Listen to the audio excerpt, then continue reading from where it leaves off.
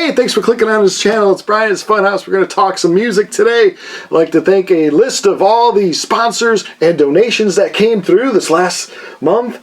Battle of the Discount CDs. I think this is episode 1. I might do a few of these. What we're going to do is go into a CD store, or a music store rather, and look for their discounted bargain CDs and try to find some good stuff and then rank them. First episode we started off at Chicago's own Dusty Groove. You go across the street if you can make it safely, and you go into the store and downstairs into the dungeon. I lucked out. Their 99-cent CDs and records were buy one get one free. I think they do that maybe the last weekend of every month. I don't know. But hey, I was like, great, that's like 50 cents a CD. That's perfect for me. You can't even get that usually at garage sales and Goodwill. So good stuff. And I noticed there's always a good amount of Jesus Jones. I only found one Jesus Jones, but this record, Jesus Jones Doubt, early 90s keyboard, guitar, pop. We all know Right Here, Right Now, but there's so many good songs on this record. It's a crime when I see it here. I'm like, why aren't people listening to this? And also Seal, you know that guy Seal? His first album is always in the cheap CDs. Anyway, I bought 13, so you can't have a top 10 with 13, so I had to eliminate 3. And right off the bat, it was easy to eliminate this one. It's Frank Sinatra, Dean Martin, Sammy Davis Jr., Volume 1, at Villa Venice, Chicago, live from 1962. Kind of looks like a bootleg CD, really cheap quality CD. But anyway, there you go. And it's got some writing on it. But yeah, you know, I figure it's not my thing usually, but you know, the Rat Pack kind of thing. It's, you know, throwing a few songs of this on my iTunes. Got Sammy Davis Jr., you know, it's good stuff. Also, I had to disqualify this one because it's power ballads, you know, hair metal band, cheesy metal bands. White Snake, Poison, Skid Row, Winger, Mr. Big, White Lion, Foreigner, Kix, Vandenberg, kind of, you know, Black Sabbath, and Enough's Enough too. So it's a good collection. This is perfect for the car because I still have a CD player in my car. This is perfect for that. All the slow jams on 2 CDs. But yeah, I can't put this in the list because I mean it's just got too much. It's too much power ballad. I'll be crying all day. And the third thing I had to disqualify. I'm a very casual Meatloaf fan. We all like Bat Out of Hell. He did Bat Out of Hell Part 2. I would do anything for love, but I won't do that. And so many people are like, well, what's like with the won't do that? It's in the freaking lyrics. He's telling you at the end what he won't do. But anyway, limited 2 CD set of him playing live. A lot of songs. I have some friends that are like way in him and they got all of his albums. But to me, it was never enough to really buy his stuff. So anyway, it's 2 live CDs of all his songs. So yeah, I figured let's disqualify that. So let's go. Top 10 CDs, the discount. I went to the basement, to the dungeon. I was scared a little bit and came up with CDs, and instead of 99 cents each, there were 2 for $1. Can't go wrong. Number 10 is Mum, their 3rd album. This came out in 2004. It could be Mum. Why? Because they're from Iceland. And Icelandic is hard to speak. If you watch this channel, you know I've been to Iceland twice. First time I went there, I filmed for Brian's Art for Animals, my original channel for animal stuff. And the second time I filmed for Brian's Funhouse, music stuff. And that was it's going to be, I think that was just past October. So yeah, so there's 2 videos I think I did up there with me hitting the music store. Reykjavik, which is the capital of Iceland. Great record stores. A lot of import stuff from Germany and the UK, obviously, but really great record stores. Anyway, I digress. This is called Summer Make Good from Mum, M-U-M, Moom. It's like dreamy, I said infant rock in my description. Why? Because sometimes when a female singer, I swear she sounds like a baby. Like she's singing like a baby. It's weird. It's not the Bjork from Sugar Cube's accent. It's a baby. It's really weird. Interesting at times. A song or 2 maybe if it comes up on iTunes. I'll be like, oh, this is nice and dreamy. Chill out between all the punk and heavy metal on my iTunes. Yeah, but it's not something I listen to the full CD for. So yeah, this I'm probably going to resell this. If I was scoring it, it'd be a C-, D, so there's where I'm starting at. But, you know, for 50 cents, it was interesting to check out. I just looked up the band. They said they were from Iceland. I was all over it. Number 9, Imperial Teens, a long-running San Francisco indie pop band. It has dual guy and girl vocals. This is their 3rd album from 2002. I never heard of this band. Never, ever. I picked it up because I figured I was going to buy a lot, you know, just to to try new stuff. I didn't know what year this came out. I didn't know anything about it. It's on Merge. Merge is an album label, indie label that I was very familiar with. So yeah, like I said, 2002. They're from San Francisco. It's nice. It'd be okay if the songs were a little bit pepped up, a little more guitar, a little more vocal angst. The drums I thought on this were really, really low. So again, if a song or two comes up on my iTunes there when I play my little external through my computer, it's good stuff, but would I seek them out to get more of their stuff, or would I want to listen to this whole thing from song 1 to song 12? Probably not, but you know, if you like them, great. Imperial Teens, that again, I'll probably try to sell back some. This, I just didn't want to like it, because I'm like, this looks like the early O's. Like, everyone was too polished, but they were rock and roll, but too polished rock and roll. You got the model on the front, you got the sticker from Best Buy. I was like, there's anything that I'm going to like. I actually kind of liked it. The band's called Thriving Ivory. Originally came out in 03. This is the remastered version. It came out in 08. They only really had 2 full-length studio albums. This is the first one of it.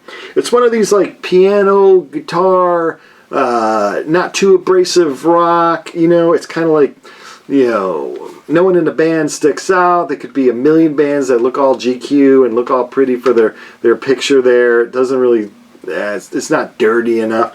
But I did kind of like it. The singer had a really unique voice. I think the singer went on, he's doing solo stuff, or will do solo stuff now. But yeah, he had a higher kind of range, kind of interesting, like a early throwback glam rock voice.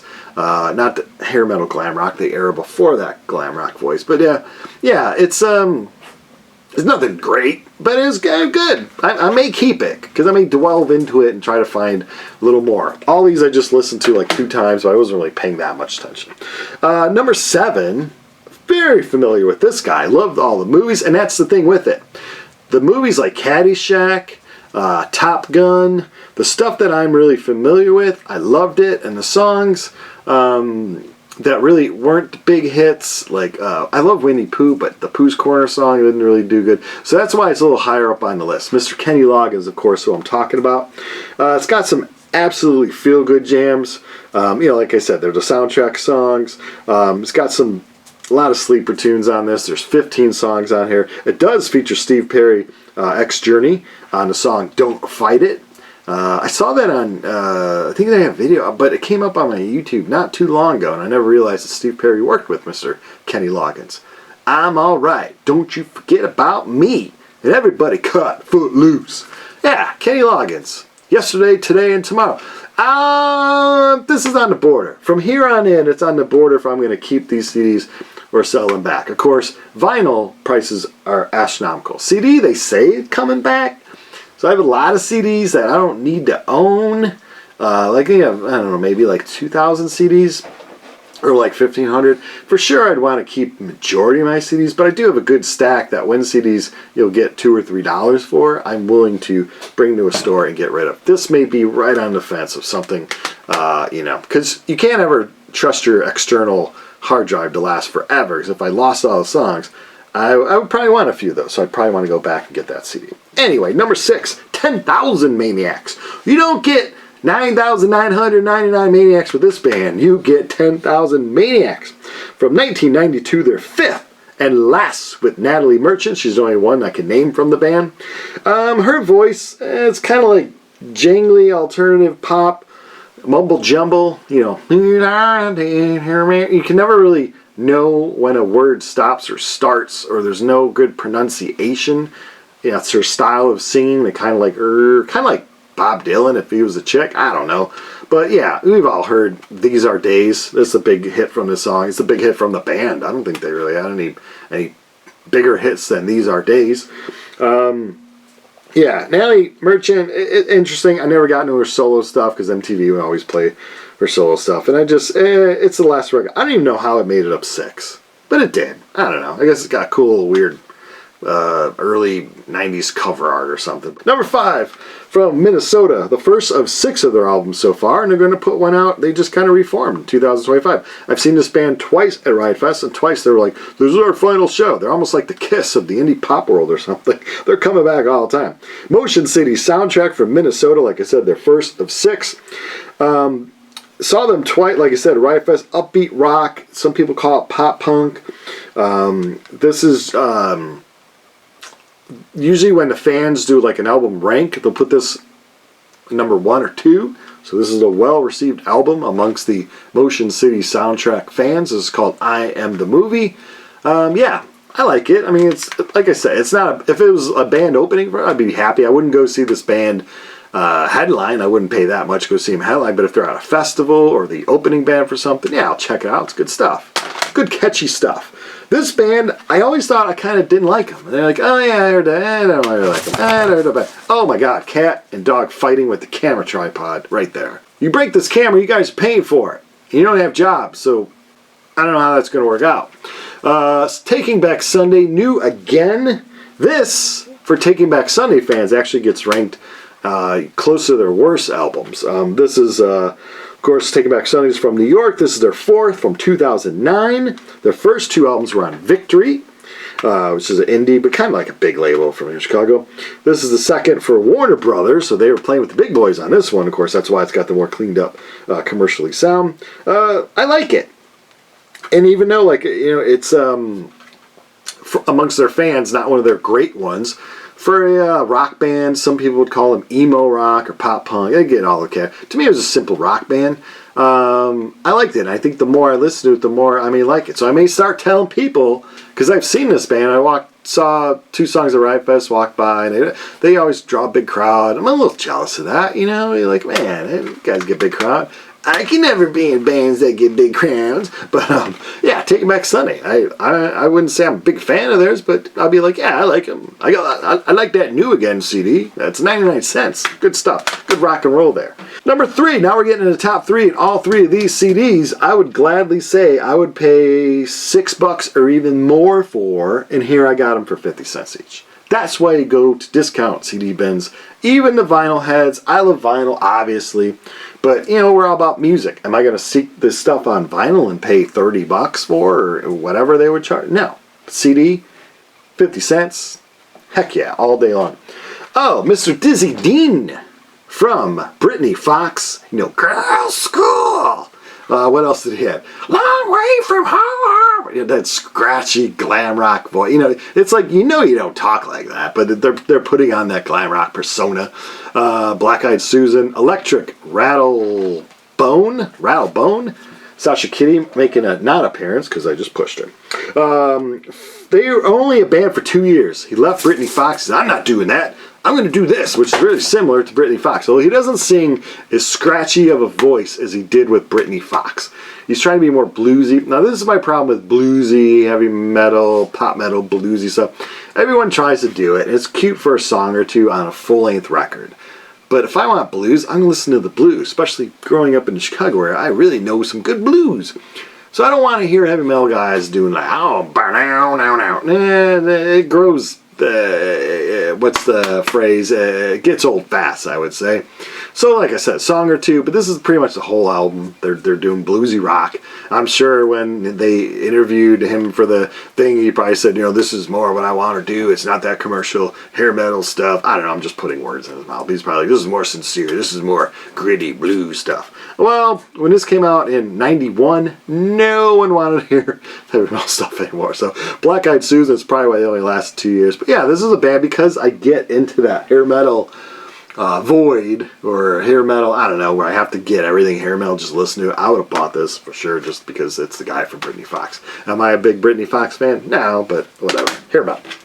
Number 2, Face to Face, one of my favorite pop punk bands from California. This is their 7th album from 2002. They have a lot of albums now, and this would be kind of middle bottom, but still, we're paying $1 for it. And like I said 50 times on this video, I only paid 50 cents for this. 15 songs, we probably only needed 12. We could have cut some on Vagrant Records. Like I said, from 2002. Trevor and the boys are solid on this. Like I said, would I seek it out full price? Oh my lord, hold on a second. This cat. We're gonna run a contest and the winner gets my cat. This is out of frame, I don't know. Next contest, the winner gets my cat, because she's driving me nuts. Sasha, I'm doing a CD countdown for the interweb. Good lord. Anyway, where was I? Face to Face, how to ruin everything. Just get a freaking cat. That's how you ruin everything. Yeah, it's good stuff. Good pop punk. I mean, I eventually will get everything from Face to Face. I have their first 6 albums. I think I have their latest one. So I have about, I don't know, 8 or so of their albums. But yeah, it's a band that I'll usually collect.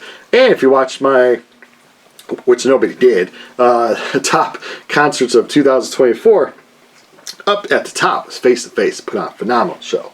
Still a great band. Number 1. You're saying, hey Brian, what's number 1?